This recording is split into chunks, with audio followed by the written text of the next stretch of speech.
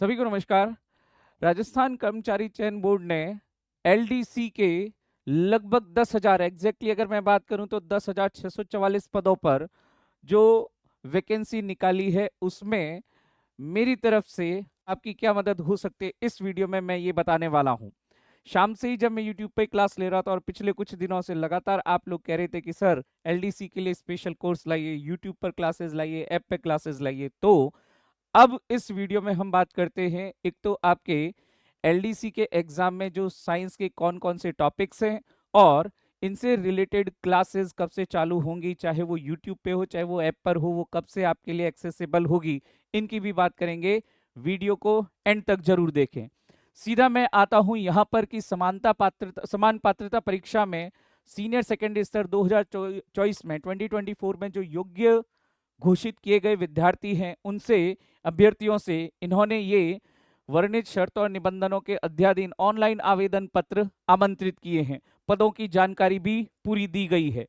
सीधे हम हमारे पॉइंट पर या कह सकते हैं टॉपिक पर आए कि हमारा जो सिलेबस है और विज्ञान से संबंधित आप लोगों को यहाँ पर क्या गाइडेंस दी जा सकती है उन सब की बात कर लेते हैं। विज्ञान का अच्छा खासा वेटेज है आपके एग्जाम में। दैनिक विज्ञान यानी एवरीडे साइंस, जहां पर सबसे पहले भौतिक एवं रासायनिक परिवर्तन, ऐसे परिवर्तन जिनमें आपको उदाहरण दिया जाएगा क्वेश्चन में और पूछेंगे निम्नलिखित में से भौतिक परिवर्तन का उदाहरण है या निम्नलिखित में से रासायनिक परिवर्तन का उदाहरण है। फिर इसके बाद ऑक्सीकरण अपचयन अभिक्रियाएं, जिसमें साथ साथ कैटालिसिस भी जोड़ा गया है। तो ये सब यहां पर आपके दैनिक जीवन से संबंधित सारे ये पोर्शन, धातु अधातु इनके प्रमुख यौगिक, मेटल्स नॉन मेटल्स और उनके जो इंपॉर्टेंट कंपाउंड्स है सामान्य जीवन में, खास तौर से जैसे किसी भी दैनिक जीवन में प्रयुक्त होने वाले कोई भी रासायनिक पदार्थ का सूत्र पूछ सकते हैं, उसका प्रयोग पूछ सकते हैं।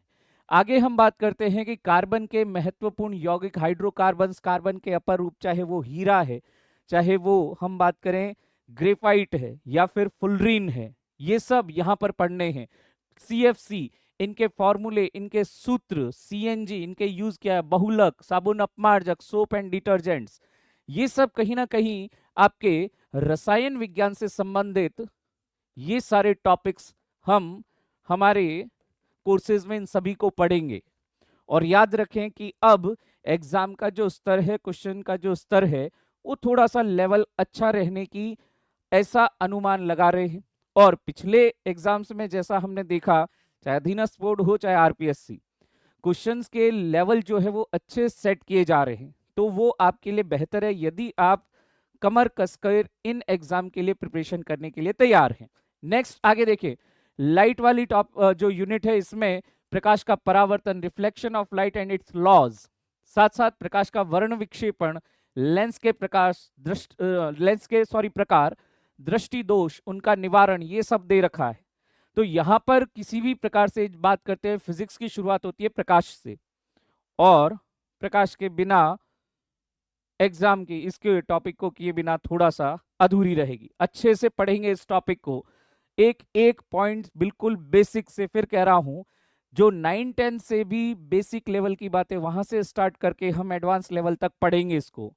यदि आप साथ में मेहनत करेंगे, ज्यादा से ज्यादा आपको फायदा जरूर होगा, आपको भी मेहनत करनी पड़ेगी। नेक्स्ट देखें, विद्युत, इलेक्ट्रिसिटी, इलेक्ट्रिक करंट, विद्युत धारा, ओम का नियम, न्यूमेरिकल भी पूछे हैं पहले भी एलडीसी में, प्रीवियस एग्जाम्स में, उसमें भी यहां पर जैसे दो तारों के अनुप्रस्थ काट क्षेत्रफल दे दिए, उनकी लंबाई का अनुपात दे दिया और पूछ लिया कि इनके प्रतिरोधों की तुलना करें, प्रतिरोध किसका ज्यादा होता है किसका कम होता है, फ्यूज वायर वगैरह का उदाहरण देके क्वेश्चन पूछे हुए।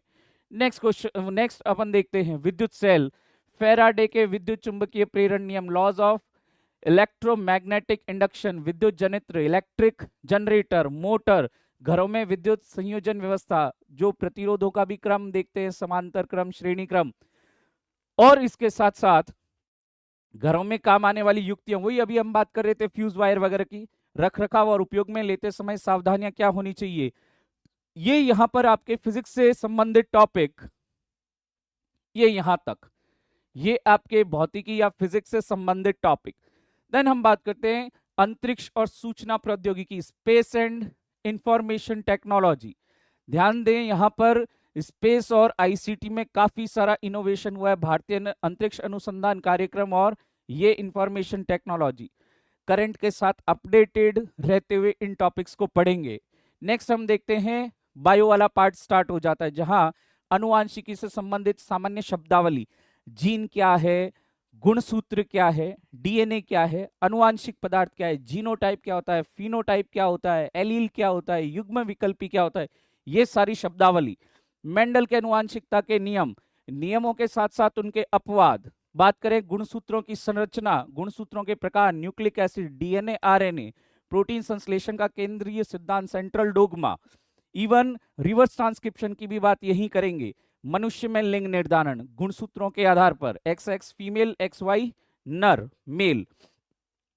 फिर हम देखते हैं यहां पर आपके पर्यावरण अध्ययन की यूनिट दी है, जहां पर पारिस्थितिक तंत्र की संरचना, और अगर हम बात करें यहां पर पारिस्थितिक तंत्र की संरचना, पारिस्थितिक तंत्र के जैविक घटक, पारिस्थितिक तंत्र में ऊर्जा प्रवाह, एनर्जी फ्लो, जैव भू रासायनिक चक्र, अवसादी चक्र हैं, गैसीय चक्र हैं, जैव प्रौद्योगिकी भी यहां पर है, जहां पर बायोटेक्नोलॉजी, ट्रांसजेनिक फसलें, ट्रांसजेनिक जंतु, बहुत सारा सिलेबस है। लेकिन फिर कह रहा हूं तैयारी के लिए पर्याप्त समय अभी भी है, और तैयारी में 0 से करवा के एडवांस लेवल तक आपको ले जाने का मैं आपको एश्योरेंस दे सकता हूं। फिर हम बात करते हैं बायो पेटेंट, ट्रांसजेनिक जीव, या हम बात करते हैं नई नई प्लांट वेराइटीज कौन सी है। ये हमारे यहाँ पर जो हमने सिलेबस की बात की, स्पेशली साइंस टेक में पर्यावरण अध्ययन के बाद आप देखेंगे, पर्यावरण अध्ययन और उसके बाद ये यहाँ पर पहले मैं मार्क कर चुका हूं, उसका आप भले स्क्रीनशॉट ले सकते हैं। बात करें आगे पर्यावरण अध्ययन के बाद, और लास्ट में यहां पर क्या है कि यहां जंतुओं का आर्थिक महत्व, पौधों का भी। सबसे बड़ी बात, ये सारे टॉपिक्स कहीं ना कहीं हमारी एनसीईआरटी की बुक्स में दे रखे हैं, तो हमारे पढ़ने का आधार भी ये बुक्स ही रहेंगी, वहीं से बेसिस बनाकर हम इनको पढ़ेंगे।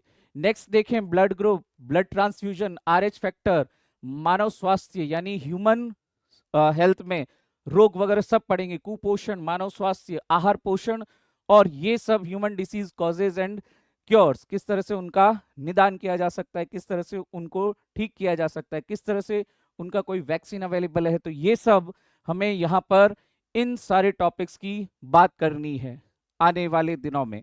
तो ये हमारा साइंस से रिलेटेड सिलेबस जो है, जो हमने एक इस शॉर्ट वीडियो में बात की, आने वाले दिनों में चाहे यूट्यूब हो, चाहे आपके साइंस स्पार्क की एप्लीकेशन हो, दोनों प्लेटफॉर्म पर इनसे संबंधित कंटेंट आपको अवेलेबल करवाया जाएगा।